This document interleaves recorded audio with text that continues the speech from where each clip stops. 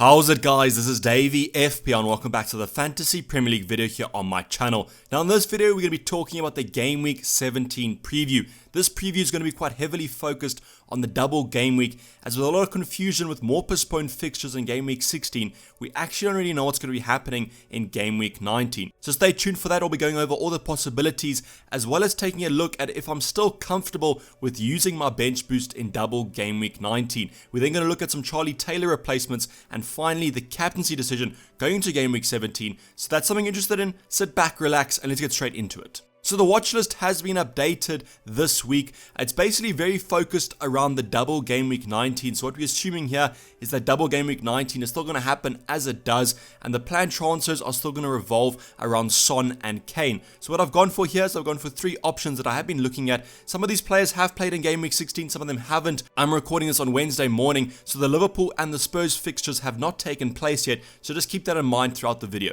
So the first player is going to be Rashford. If you watched the United game last night against Wolves, he came in clutch with that final minute goal, a deflected strike, but you got to make your own luck in the Premier League, and he definitely did that with getting a shot on target. So at 9.5 million, looks to be in great form for Manchester United, and Manchester United overall are actually looking quite good. And with that nice double game week coming up, I know they do face Liverpool, which is quite a bad fixture for both sides, but they do go and face a nice fixture against Fulham then, if I do recall. So Rashford is on my radar, as he does come in at a similar price to Son, so an easy swap, an easy downgrade there if I do want to make that move towards Game Week 19. So 7 goals, 4 assists, basically played every single minute. I know that he has had the shoulder injury, which has been worrying him for a couple of game weeks now, but it definitely doesn't seem to be a major injury, because even when he is injured, he still manages to play. So I don't think Ole Gunnar Solskjaer is going to drop him soon, especially with Manchester United now second in the Premier League. They're going to look on to bounce from that and potentially even challenge for the title in a highly contested Premier League season. The next option is Rodrigo. So after coming off on the 58th minute in Game Week 15, in Game Week 16 he managed to get his goal. 5.7 million, that's basically the reason why he's on this watch list, is because he provides a nice little downgrade even from someone like Bamford if you want to save some cash. So 3 goals, 2 assists, not as nailed as Bamford, but definitely seems to be coming into his own form this season, and I think he's going to be a great option with how attacking Leeds are. That's basically what you have to do. You have to just get a Leeds option and hope that that's the best option and hope that they score.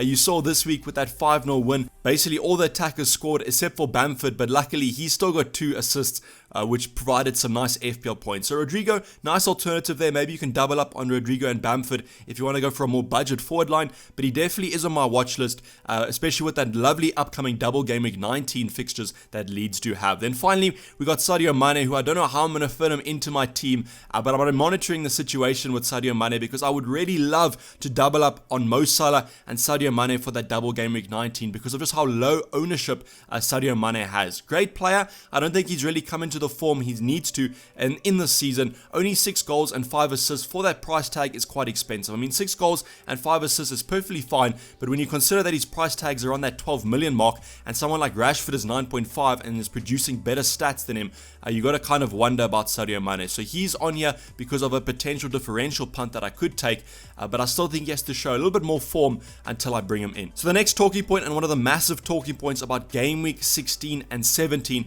was the postponed fixtures. So what I've done here is I've highlighted Ben Crellin's general thinking about what can still happen in Game Week 17 before the Game Week 17 deadline, and that's why I kind of haven't used my free transfer yet. So I'll be updating you guys on the team selection coming up tomorrow on the whole transfer situation, but these are the things that still could happen. Chelsea versus Man City could become a Game Week 17 blank. And so if you guys don't know, Everton versus Man City was postponed because there was an outbreak of the virus at the Man City training ground. So I think it was 5 players in total, and that's why the Man City vs Everton game was postponed, because a number of starters were tested positive, so they couldn't really field their full strength side. So there's been a lot of debate about whether Man City should have postponed the game or whether they should have just forfeited that, but I'm not going to get into that debate. But that Everton vs Man City game still has to be rearranged, and if you can remember, Man City have some other fixtures that also have to be rearranged. So Chelsea vs Man City is the Game Week 17 fixture, and if due to protocol that these 5 players can yet again not play, we could see that game becoming a blank as well. So absolute disaster there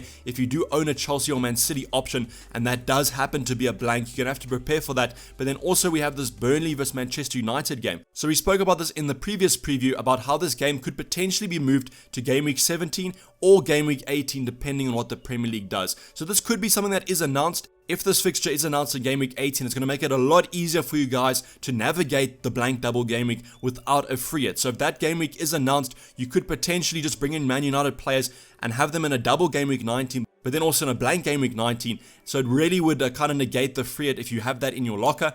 But then also we have this Everton versus Man City game that was postponed in Game Week 16 that could potentially be moved to double Game Week 19. And then do we look at Man City options for double Game Week 19 instead of some other alternatives? So there's a lot of confirmation that has to take place. We even have the Spurs versus Fulham game tonight that has potential of being postponed as well. So that's going to lead to absolute carnage if it does happen. I mean, we could have another double game week in Game Week 19 for Spurs, and that will be quite a tasty one, considering that it would be Sheffield United versus Fulham. So a lot to kind of think about, and unfortunately it's a lot of uncertainty as well. I wanted to highlight this to you guys to keep you updated, and I will keep you updated on my Twitter or on my future YouTube videos about what happens and what happens with these postponed fixtures. So then moving on to the main talking point of the video, it's going to be the bench boost in Game Week 19. So to say it hasn't been a smooth transition from the wild card in Game Week 16 to the double Game Week 19 is an understatement. We've already spoken about the uncertainty with the postponed fixtures, but then we have form, we have injuries, and we have rotation to talk about. So that's what I'm going to highlight here. This is my current team with the transfer page. And then what I wanted to do was highlight the players that I'm a little bit uncertain about. So firstly, we've got Johnston from West Bromwich Albion. Now that is going to be the form. West Bromwich Albion, I thought were going to set up defensively in the upcoming game weeks, but then they're going to get smashed 5-0 against Leeds. What I think might have happened is they considered that Liverpool game to be a cup final. They put all their power into that, all their energy, and then they were really knackered for that Leeds game, and that showed. Getting smashed 5-0 after drawing 1-1 to Liverpool is almost polar opposites of what happened, so I don't really know if it was a kind of a lack of fitness or something like that. But in a time where the fixtures are coming thick and fast, I'm a little bit worried about that lack of fitness, or that kind of putting all your energy into one game week and then losing 5-0 the next, as in a double game week, that could also happen, as there's not a lot of rest between the games. So Johnson is a worry, but not the main priority. And then we have Charlie Taylor, who was injured and came off in the 8th minute. Really disappointed in that. Obviously, I wish him well in the injury, but in my own FPL team, I was highly disappointed because that was basically a guaranteed clean sheet. But that's just something I have to take on the chin, and I wasn't expecting an injury to my Burnley defender. And that means that I might have to use my free transfers from now to double Game Week 19 to take the Burnley defender out, which I wasn't planning on doing. But we could take a -4 hit if we are considering the bench boost. But if we're not considering the bench boost, we can simply just keep Charlie Taylor on our bench and see how long he's out for. Then we have Soufal, and he was rotated, which was quite ironic because he wasn't rotated for the game on the weekend that his wife gave birth. He was rotated for this game week, which doesn't really make much sense to me, but that does show that David Moyes doesn't have a worry about rotating his squad. And in a double game week where the players play on the weekend in the midweek, that worries me a bit that Soufal isn't that nailed and he could be rotated in that double game week, which is going to be an absolute disaster on a bench boost because I want to kind of take advantage of both those fixtures. So if Soufal, I have to monitor the situation. And then finally we have Son and Kane, who I could potentially take out, but if that Fulham vs Spurs game does get postponed,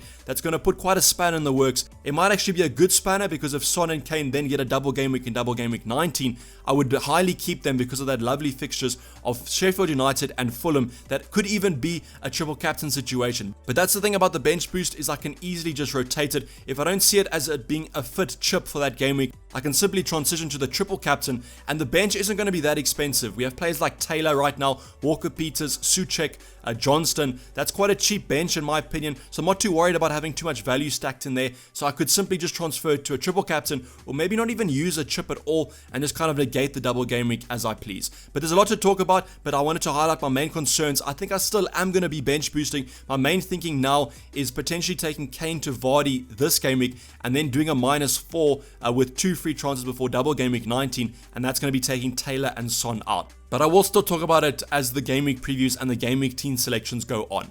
So next talking point, we've already spoken about Charlie Taylor coming off injured, so I want to highlight some replacements for you guys as he is quite a popular option in our FPL squads. So firstly, I want to talk about the bottom screen there. A straight swap to Lowton or Peters looks like a good move. Both come in cheaper than Charlie Taylor, so you can really afford them. 4.4 and 4.3 are great shots for Burnley defenders that have a double game week coming up. So you can go for those two. Peters, I think, is going to be the straight swap for Charlie Taylor in the starting 11. So if you want to go for a similar position, you can go for him. Or you can go for Lowton, who's on the opposite opposite side of the field, but also looks quite nailed. The other options are unfortunately a bit more expensive, but if you can afford them, my number one option would be Dallas from Leeds. 4.8 million, one of the most attacking defenders in the Premier League at the moment. Sometimes actually plays out of position, so that's a nice alternative for his kind of play style. And then you also have Sufal and Justin. So all three of these more expensive options have double game weeks, and that's why I wanted to highlight them. If you guys are using your free transfers for the double game week, these three options look like great options to go for. And then finally, we're going to be talking about the captaincy. So this week, I wanted to also give a special mention to Aubameyang and Vardy, who have West Bromwich Albion and Newcastle away, respectively. But then we also have the three main options that are here for most game weeks. We have Mo Salah versus Southampton away, Harry Kane versus Leeds at home, and then Bruno Fernandes against Aston Villa at home. Now, the one I wanted to talk about is Mo Salah, because I think Mo Salah could be a highly captained option. But with that Southampton defense being so assured recently, I think that's the second clean sheet they've got on the bounce. I think that's going to be a tough test for Liverpool, and that's why I think Harry Kane / Heung-min Son are going to be my favorite captaincy options this week. So I know it's quite ironic that I am taking Kane out this week when I think he's a good captaincy option, but I think Son is a little bit better of a captaincy option for that Spurs lineup, because Leeds play a far more attacking side, and if you know Spurs, they love to counter attack. I think that Son is going to have a ton of space in behind, but I think the Harry Kane's also a good shout. So if you want to go for Heung-min Son or Harry Kane, those would be my preferred options to go for. You could also go for the special mentions. I think those two are going to be highly differential, but then also Bruno Fernandes, with the form that he's been on and Manchester United looking quite good, I think that you could also go for the Aston Villa at home fixture for Bruno Fernandes. So this is basically a wrap up the video, guys. Hopefully you did enjoy it. Please don't forget to like it if you did, and subscribe if you're new and have not subscribed yet. I'll be checking you guys tomorrow for the team selection video, as well as on my Twitter at DayvyFPL. I'm going to be signing off. This has been DayvyFPL, and I'm out. Cheers. Bye.